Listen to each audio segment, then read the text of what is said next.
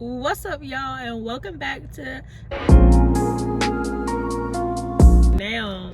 I want to get into deciphering love from chaos. And I know ooh, this is a touchy subject. This is a touchy subject for me.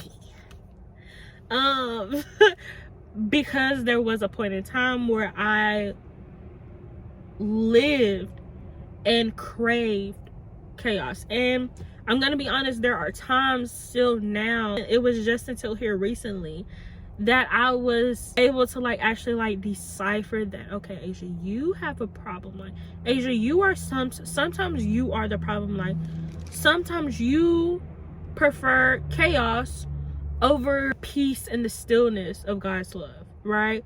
Or of what God's love looks like, right? I guess I'm gonna kind of just tell a story to kind of just help explain it. I don't want to talk about it, but I know that it'll help tie everything in. Okay, so my ex, and I know before I even get into it, I know y'all are gonna be like, God does this, God does that, God gives you all things new, He won't. Please, please, you don't have to. Yeah. I'm just submitting to you that God might not want to do nothing new in 2024. What if He took everything you already got and gave you a fresh perspective, a fresh spirit, a fresh attitude on it? You don't need a new marriage. You need a fresh marriage. You don't need a new car. Someone like, Pastor, you don't even know my car. You situation. Someone's like, I might need a new car. But what if stewardship is a real thing to God? And what if the way you're taking care of what you don't see value in is part of the timeline of when something fresh is coming? All I'm saying to you is, I don't want you to get played. Culture desires new. Christ desires fresh. My ex and I, we went like I said, we went a really good minute where we weren't really talking. We were in this no contact type of thing, right? And I also mentioned before that walking in purity was a struggle for me for a while. So of course you can kind of put two and two together.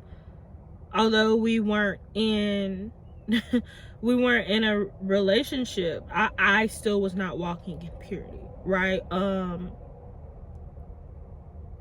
And it was like an on and off thing, right? It was chaos. For a while, I would, walk in purity for a little minute, and then I would slip up. And it was with this ex, right?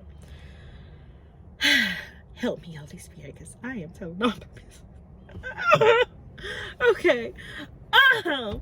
So yeah, we'll just say a few months went by or whatever, and I buckled down. I buckled down, and the Holy Spirit really slapped me in the back of the head with a sandal. He did. He said, girl, come here, child, come here. You finna sit right here and we finna get this together. So that's what we did. We got it together, and I just want to say, I've been walking in purity for a hot minute. More than, it's been so long, y'all. I've literally lost count. Because the devil thought he had me. He thought I wasn't going to be able to walk in purity, but I can't. Because what? Sorry, I just had to get that out. Glory be to God. Sometimes you just got to be proud of yourself. Anyways, back to what I was saying.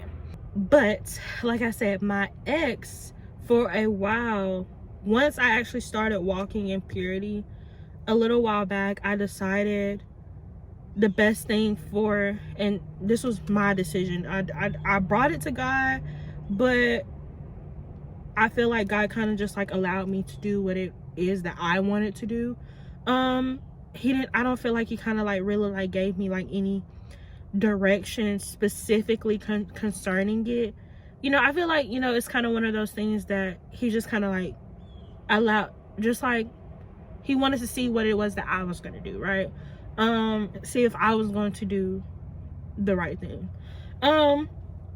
Well, with God's strength, I did. I blocked that man. I blocked my ex, and here we are, walking in purity. And one random day, and it was just like a few months ago, my ex texted me. What he texted me was pure toxicity. It was chaos. Like, I feel like it was a test from the enemy, right?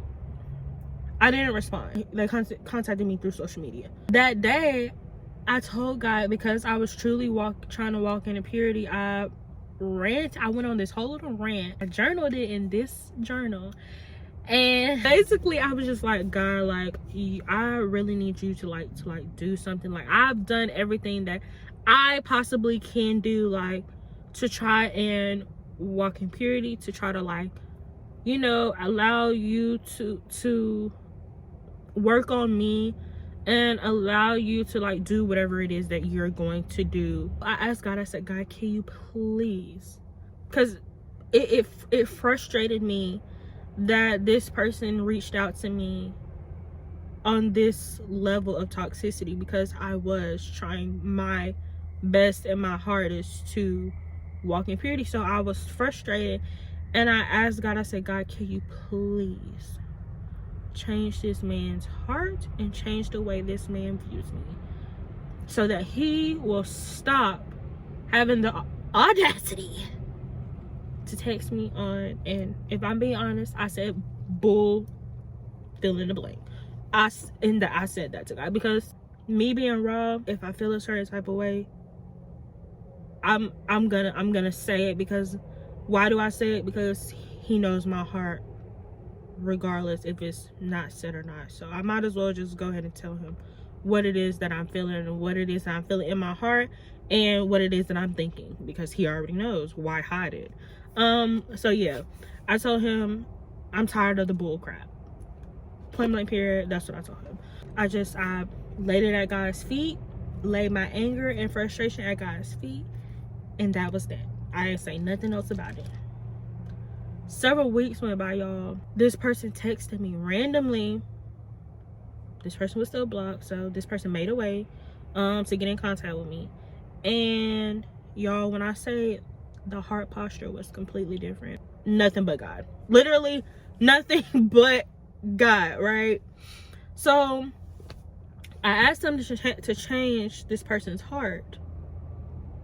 A few weeks later, I get a text, and it's no doubt a heart change, right? Like, heart change was so, like,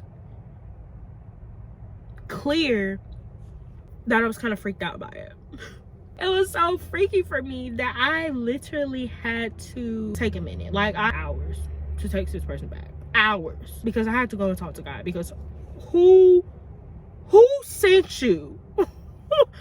Who sent you? Okay? Like, yeah, I had to go and spend time with God to figure out what was going on. Long story short, this person's heart change went from being complete chaos to simply just wanting to be friends, right? I had already forgave this person for everything that went on or whatever, and even forgiven myself for what had happened. But because I was in a place of wanting to stay and walk in purity, I didn't want to communicate with this person, because I didn't want to have easy access to the person so that my intentions changed, right?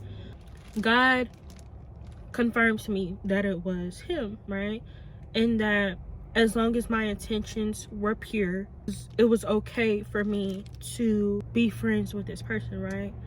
And I'm gonna keep it raw. There has been times, like, throughout these, like, few months that we have, you know, actively just been talking as friends, that there has been opportunity. It hasn't been too much. So we've kind of just been like friends, right? And it's been cool, like, you know, no hard feelings, you know, nothing too weird.